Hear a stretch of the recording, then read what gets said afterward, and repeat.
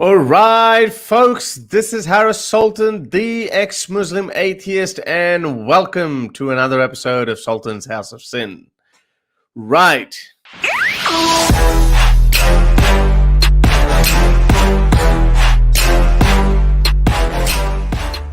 I don't know if you guys remember, I uploaded a video a while ago about false predictions of Prophet Muhammad, as you can see here. That was uploaded nearly 2 months ago. And ever since then, I had 10 more hadiths that I wanted to share with you guys. But for some reason, I just hadn't been getting any chance. So I thought today should be the time when I actually share those false hadiths part 2. Because all of you would have heard that a lot of Muslim apologists claim that, oh, what about the great prophecies and great predictions of the Prophet that have come true? They don't know many of those hadiths apart from some couple of loose ones like, oh, he predicted the demise of the Roman Empire and the Persians. And the most notable one is this one, where they say that Muhammad had predicted that barefoot, naked, destitute shepherds competing in constructing tall buildings, which they say that, this is a prophecy. That now we see Arabs like in Dubai and Abu Dhabi and Saudi Arabia, they're constructing tall buildings. But as you can see, the other underlying part, the first part of this prediction is that when the slave woman gives birth to her mistress, now we don't have any slaves anymore, so they very conveniently leave that bit out.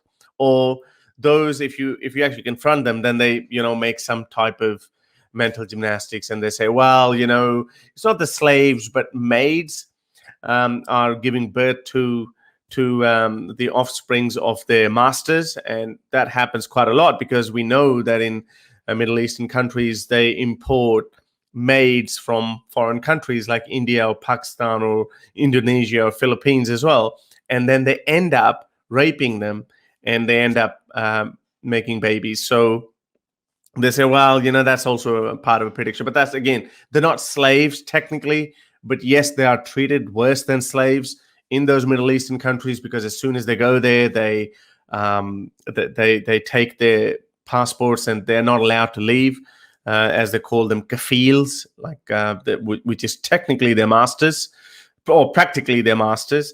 But other than that, that's the only hadith that you see them. But as I said, there is a part 1 of this hadith where I showed so many of false prophecies of Muhammad that you can see if you just put false predictions of Prophet Muhammad, and that would come up.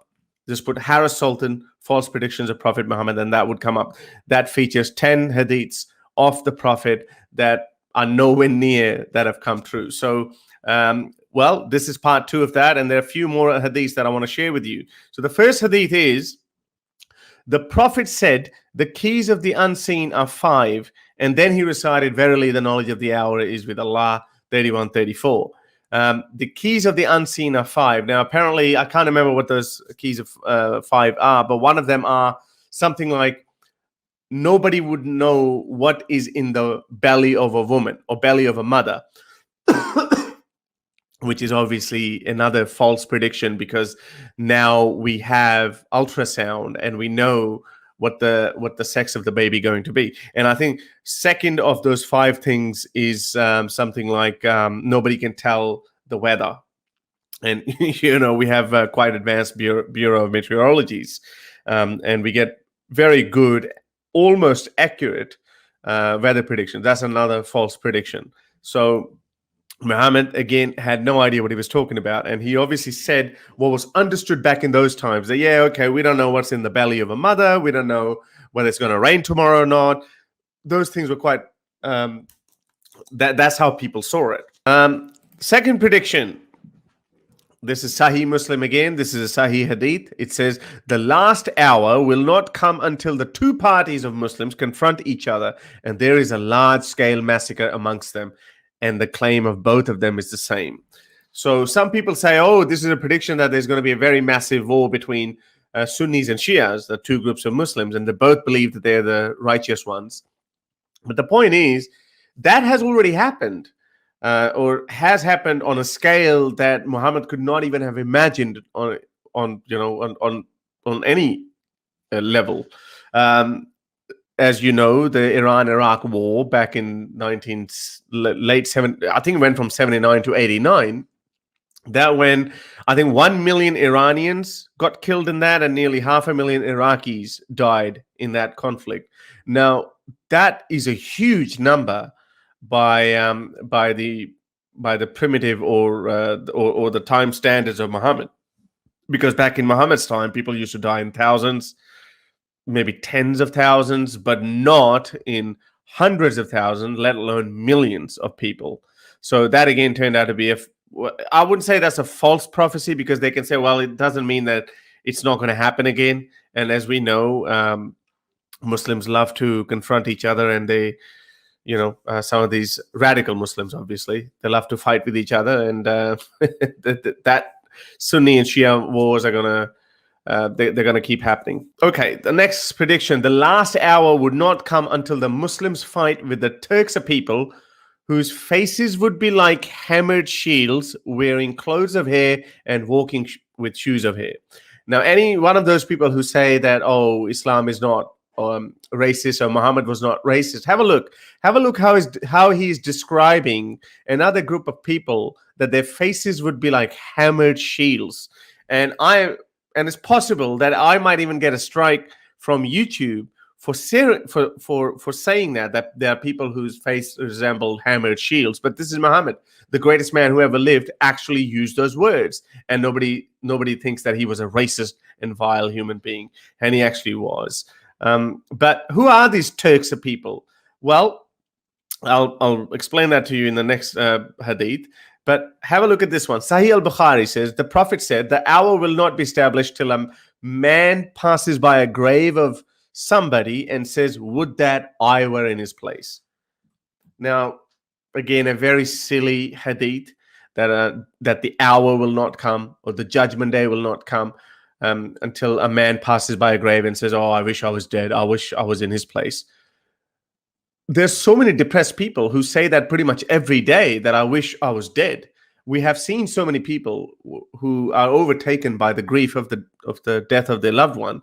And, especially when parents, when they see the child dying, they usually say, oh, I wish it was me who had died and my child had lived on. But again, there's so many people have said it. People have been probably saying it for thousands of years, but Muhammad thought that's not going to happen. I think what he's trying to say is that the world would be so bad that everyone would be wishing to die. Everyone, but he didn't say everyone. He said, some person would say, because probably Muhammad loved his life so much that he didn't imagine that people could actually die for other people's causes, or people could die willingly for other people's causes. Next hadith. The hour would not be established until the happiest of people in the world is Luka bin Luka. That's also a Sahih hadith. Now, what is Luka bin Luka? Have a look. So, in other reports, it said, soon the Luka bin Luka will take over this world. So these people, Luka ibn Luka, will take over the world. This world will not end until it belongs to the Luka ibn Luka. The word Luka is used to indicate foolishness, ignorance, or unworthy characteristics. Luka ibn Luka is a mean fool, son of a mean fool, who follows purely his whims and desires to achieve this world at the expense of moral or religious value. He will be the most fortunate in terms of respect, wealth, status, and luxury. He will hold position of authority and be in charge of worldly affairs. And they were pretty materialistic. They would, build their economies and improve the lives of the people, worldly lives. And then obviously there was a demise of the European empires, and then came United States. Now, United States doesn't technically rule the world in the old fashion, but some people call it neocolonialism. But there's no denying the United States is the most influential country in the world and technically rules the world. And Americans also focus on prosperity and improving livelihoods of people, the living standard of people, as opposed to some desert dwellers who have no intent of improving their worldly life. If we imagine that it was the Europeans, no Judgment Day came, no Armageddon came. Now, if we imagine it was America, no Armageddon came. And now these Luca bin Luca people are actually shifting from the United States to maybe China. It's quite clear by the middle of this century, China would be more prosperous, or in terms of GDP, would be bigger than America. Well, some Muslims might say that, okay, now that looks like hammered shields, as the earlier hadith I told you about. This one. The last hour would not come until the Muslims fight with the Turks, a people whose faces would be like hammered shields. So let's have a look. The next hadith, as I said, the Prophet said, the hour will not be established till you fight with the Hud and Kirman from among the non-Arabs. They will be of red faces, flat noses, and small eyes. Their faces will look like flat shields, and their shoes will be of hair. Now, you'd imagine that they're probably talking about Asians, or maybe some Muslims might say Chinese. And I know I've heard some racist Islamic scholars say, oh, there's yellow people. And again, I'm not saying that. I don't own these views. I'm just talking about what the great prophet, the greatest man who ever lived, what kind of language he used, or what kind of descriptions he used to describe other groups of people. Red faces, flat noses, small eyes. The faces will look like flat shields. But he actually named the people of Hud and the Kirman. Now, Kirman is actually a province of Persia. Now, I don't know why he described people of Persia with those characteristics, with those physical features. It is what it is. Either way, whether they're the Persians or they're the Chinese, Persians were defeated within 50 years of Muhammad's death, or actually probably within 20 years of Muhammad's death, and nothing happened. No Armageddon came. Again, another false prediction. Have a look at the next one. Allah's messenger said, the best of my followers are those living in my generation, i.e. my contemporaries, and then those who will follow the latter. Imran added, I do not remember whether he mentioned 2 or 3 generations after his generation. Mind you, we're now living in 14th or 15th generation after him. Then the Prophet added, there will come after you people who will bear witness without being asked to do so, and will be treacherous and untrustworthy, and they will vow and never fulfill their vows, and fatness will appear among them. I don't know why he had to throw this insult at the end. Fatness. There will be fat people. So basically he's saying only initial Muslims would be the real Muslims, his contemporaries, like his Sahabas, his friends, companions, etc., and maybe 1 or 2 generations down the line. But today's Muslims that are living 14, 15, maybe 20 generations down the line, and he actually said that. He actually said, I think this prediction probably turned out to be true. He said that they will bear witness without being asked to do so, which is kind of like today. They don't know. The Muslims are just born in a Muslim family, and they just say La ilaha illallah Muhammad Rasulullah, and that's it. They're Muslims. They're not even asked. Well, they're told. They're not asked. And look what they do. The majority of Muslims do not live like Muhammad. Any group of people that actually live like Muhammad are probably ISIS. That is the closest reflection of Muhammad's lifestyle. And maybe the second closest would be Taliban. Then after that, nothing. If you look at the Arabs, no, they live so lavishly, they're so busy in material wealth that Muhammad, that doesn't look like Muhammad's lifestyle. And if you look at other Muslims, like Muslims in Pakistan and India and Indonesia and Far East Asian countries, they also are not anything like the Arab Muslims. So I think that prediction turned out to be true. All right, next one. When the Messenger of Allah died, the Arabs apostatized. So Umar said, "Oh Abu Bakr, how can you fight the Arabs?" Abu Bakr said, the Messenger of Allah said, I have been commanded to fight the people until they bear witness to there is none worthy of worship except Allah, and that I am the Messenger of Allah, and they establish Salah and pay Zakah. By Allah, if they withhold from me a young goat that they used to give to the Messenger of Allah, I will fight them for it. Those people who say, well, Islam is a religion of peace, got nothing to do with it. And as soon as Muhammad died, so many people started apostatizing. And Abu Bakr didn't say, oh, there's no compulsion in religion. He didn't say that. Muslims love to throw that in your face, that, oh, there's no compulsion in religion. So why did Abu Bakr attack the fellow Arabs who had apostatized. No, because Abu Bakr clearly said that Muhammad told him that fight these people until they bear witness that there is none worthy of worship except Allah, and that I am the messenger of Allah. And that's how, under the same pretense, they went to Judea, they went to Persia, they went to Egypt, they went to Spain, they went to India to fight those people until they bear witness that there's none worthy of worship except Allah, and Muhammad is the last prophet. Next hadith. The Prophet said that the last hour will not come until people vie with one another about mosques. And that's true. Okay, I'll give it to you. That's another true prophecy. People do actually compete. That Deobandis have a better mosque. Oh no, I have a better mosque. My sect has a better mosque. But I guess again, this is a very common understood kind of thing. I mean, it doesn't require any wisdom, because you know that people compete. So you can say that. You can make a prediction like that anytime. Next hadith. The last hour would not come until the habitations of Medina would extend to Ilhab or Yahab. Zubayr said, I said to Suhail how far these were from Medina. He said, so and so miles. Okay, so Ilhab and Yahab, until the habitations of Medina would extend to Ilhab or Yahab. So we don't know what Ilhab or this Lahab or Yahab is. There is actually no record of that left anymore.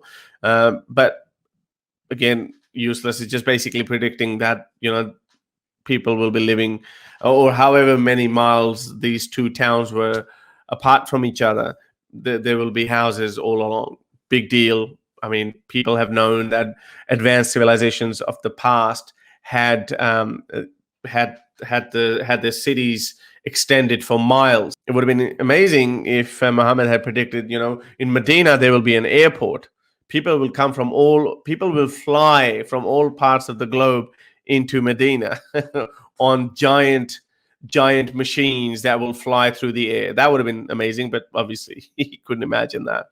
The only flying thing he could imagine was his flying donkey.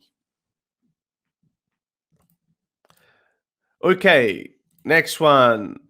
You will fight the Arabian Peninsula and victory will be granted by Allah. Then you will fight the Romans and victory will be granted by Allah. Victory will be granted by Allah. Jabir said, the Dajjal will not appear until you have fought the Romans. Now, have a look again. So Muhammad is predicting. So two of the events happened just about his lifetime.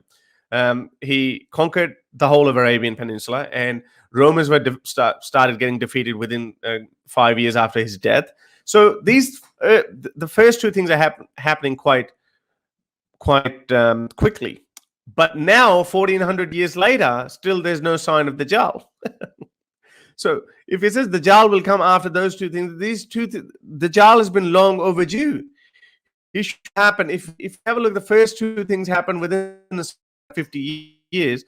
The Dajjal should have appeared maybe 50, 100, okay, 200, okay, 300, but 1400 years and still there's no sign of the Dajjal. So that's how pathetic Muhammad's prophecies were. There's one thing for some people might say, okay, well, it doesn't disprove it because it can still happen. Yes, of course it can happen. A gamma ray burst could strike Earth in the year 2450. So then you say, oh, see, this is the Armageddon. But no, one thing that you can be certain of is that absolutely nothing special about these prophecies, absolutely nothing. To help me produce more videos like these, support me on Patreon or PayPal.